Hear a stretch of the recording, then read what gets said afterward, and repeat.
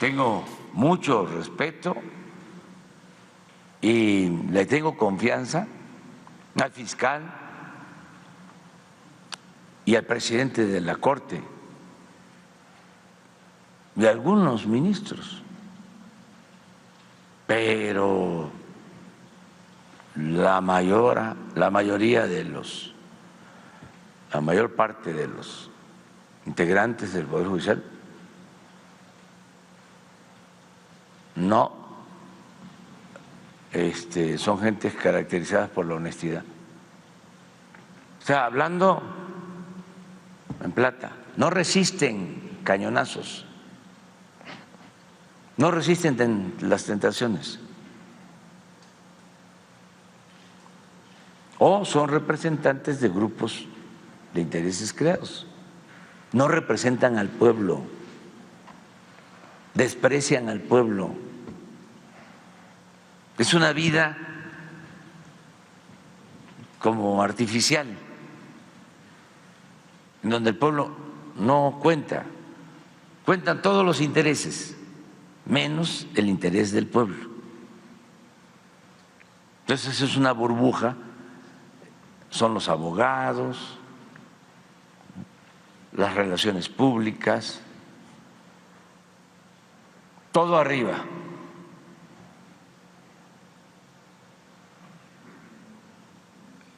Entonces tenemos que cambiar esto y eso es lo que se tiene que procurar. Y si la Corte resuelve de que ya no va a haber esta prisión preventiva y que van a poder salir como entran los delincuentes, yo respeto la decisión, pero no quiero ser cómplice.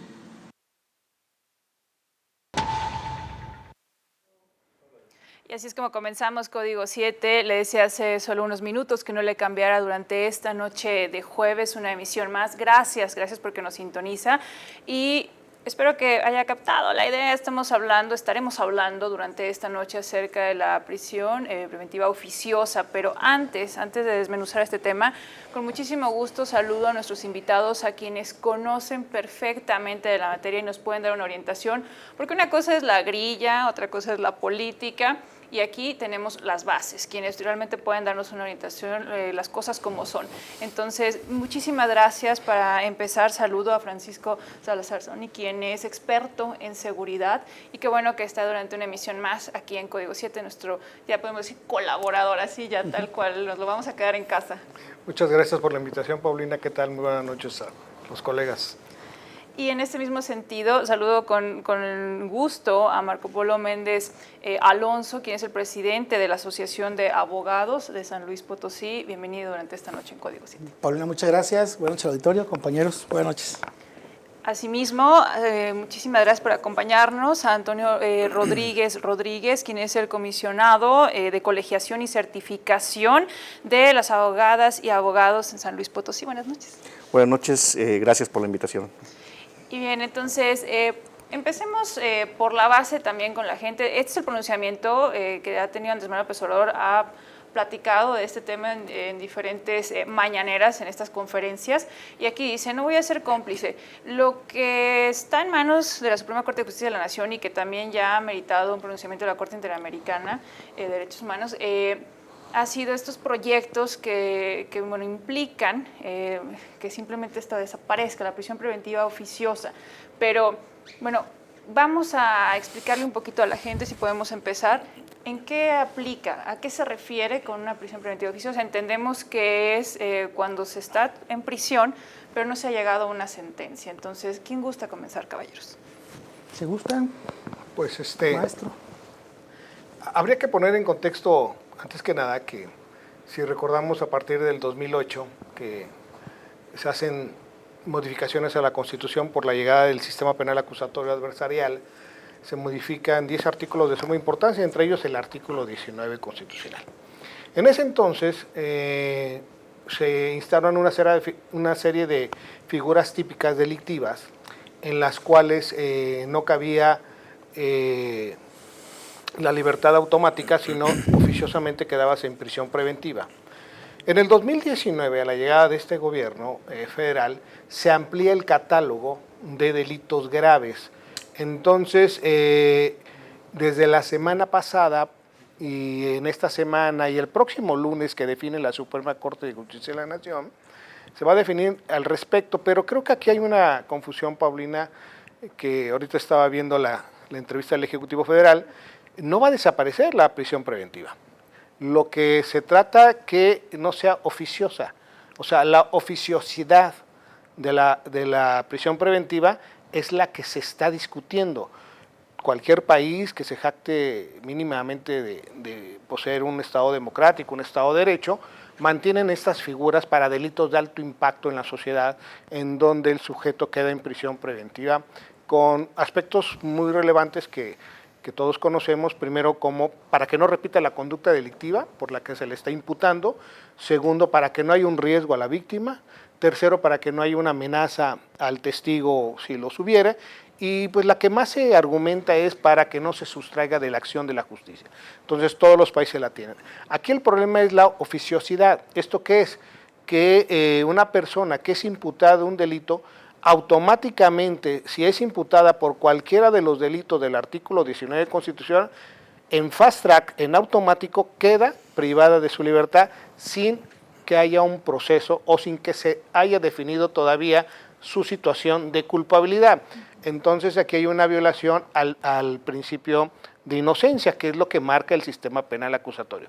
Entonces la Corte Interamericana de Derechos Humanos, así como la Suprema Corte de Justicia de la Nación, estarán analizando este aspecto de la oficiosidad, más no la desaparición de la prisión preventiva. O sea, quedaría como se ha también manifestado la justificada, que otros así también le llegan a decir.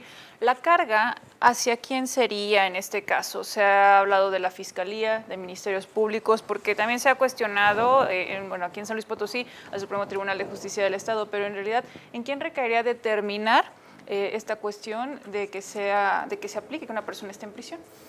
Gracias. Mira, como preámbulo debo decir, toda cautelar proviene, como varias figuras del derecho, de un principio que se llama la apariencia del buen derecho. La apariencia del buen derecho significa que una acción puede tener el potencial de éxito.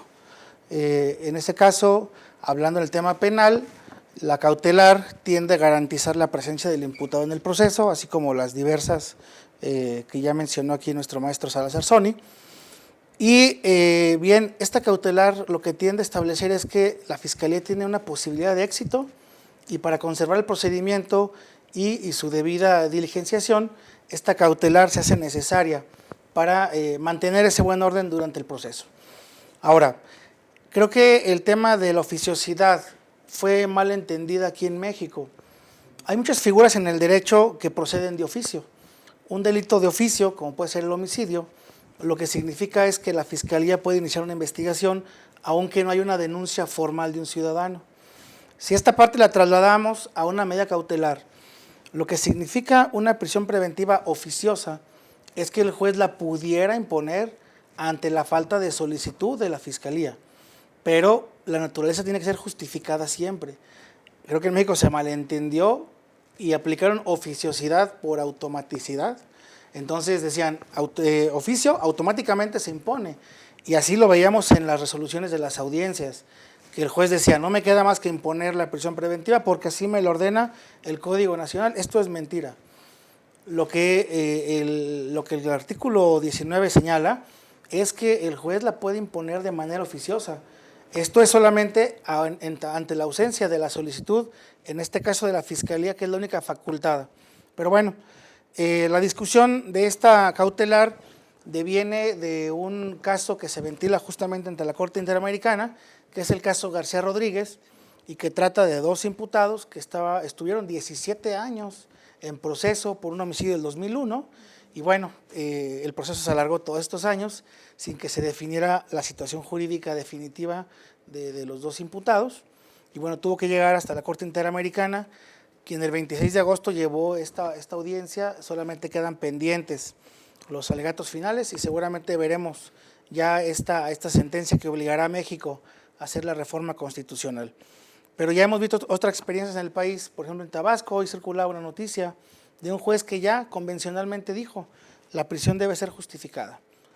La pregunta tuya es, ¿a quién le corresponde? Bueno, el Código Nacional señala que las partes podemos ofrecer prueba para establecer la procedencia de las cautelares. Sin embargo, hablando de la prisión preventiva, la única facultada y obligada es la Fiscalía General del Estado. Y aquí viene entonces la duda, porque entre toda esta cuestión que es de política, porque así es como se ha polarizado esto, Antonio Rodríguez, comentarnos también lo siguiente.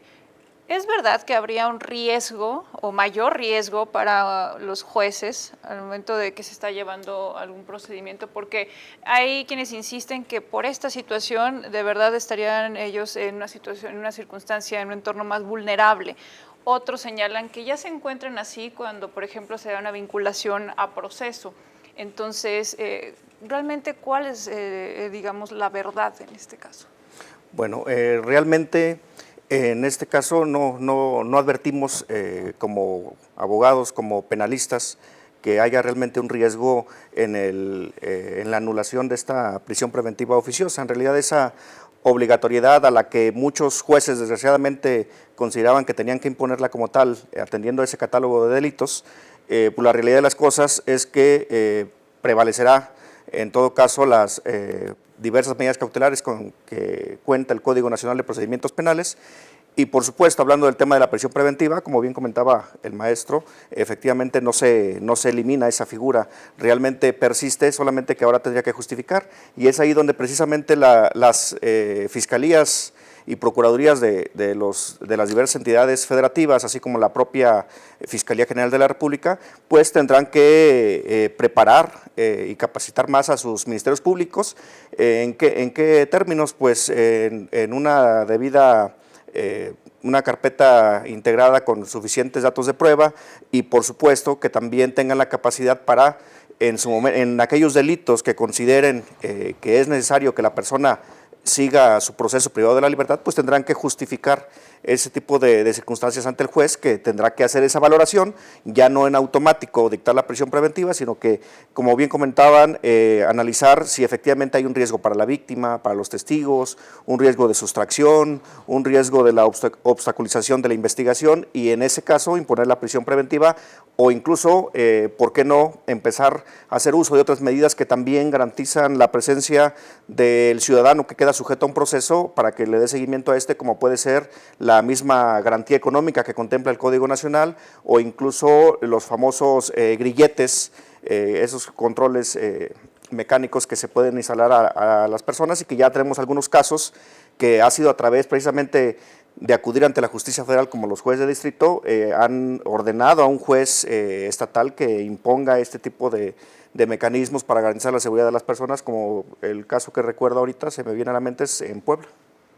Y esto es algo muy importante y que también deseamos que ustedes nos externen bueno, su opinión, y también ya, claro, con esta base que cada uno cuenta. Antes de hacer una pausa, solamente dejo la pregunta al aire. Muchos esperarían, y es que es el discurso que tiene también Andrés Manuel López Obrador, que la figura aplique para estas personas o, digamos, personajes prominentes, ¿no? Él les denomina pues delincuentes de cuello blanco por tantos casos que se han estado mencionando en la República Mexicana, pero en realidad esto le pega más a quienes tienen menos recursos o estarían siendo más afectados. Aquí dejamos la pregunta y tendremos el desarrollo de este tema después de una pausa. Le invitamos a que envíe sus mensajes al 44 48 47 14 58. Volvemos a Código Civil.